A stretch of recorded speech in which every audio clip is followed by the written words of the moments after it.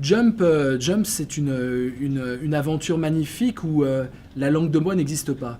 J'ai fait beaucoup de forums avec mon livre L'homme expliqué aux femmes, qui est sorti en 2010, mais qui a été remis en poche, donc ça a relancé un peu cette problématique. C'est à ma connaissance, hein, je le dis sans orgueil, c'est le seul livre qui montre que le combat aujourd'hui doit concerner, le combat féministe doit concerner les hommes, qui démontre ça, et c'est le seul livre qui montre que on est dans un système de communautarisme masculin. Communautarisme, le mot doit être bien précis, et c'est pas de la psychologie.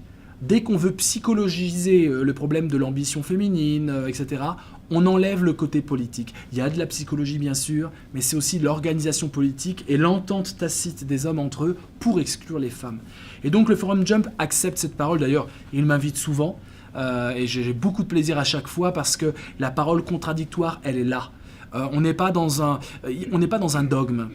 Jump n'est pas un dogme. On fait à chaque fois le saut d'aller vers des théories différentes et des visions de la société différentes. Et c'est dans cette mosaïque que ceux qui organisent Jump ont l'art de mettre en place, cette mosaïque d'idées différentes, contrastées, etc., qu'on fait notre marché, entre guillemets. Et moi, je pense que c'est les forums de l'avenir. Les forums de l'avenir n'auront pas une ligne idéologique, une ligne partisane, ils auront une ligne en termes de problématiques. Nous avons une problématique commune. Maintenant, voilà toute l'offre possible, les offres idéologiques, philosophiques, psychologiques, politiques, instrumentales, etc.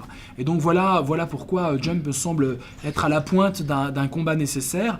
Il y a aussi cette idée un peu girly, assumée, et j'adore ça parce que ce beau rose là, ça montre que moi j'adore ce rose là, et donc il y a un côté malicieux et de l'humour, et sans humour on n'arrivera à rien, vous le savez bien, l'humour qui peut critiquer, l'humour qui peut proposer, l'humour qui peut dégonfler les baudruches. C'est le mot de Simone de Beauvoir, elle écrit ça, elle dit « Si vous voulez dégonfler une baudruche, il faut y mettre les ongles ».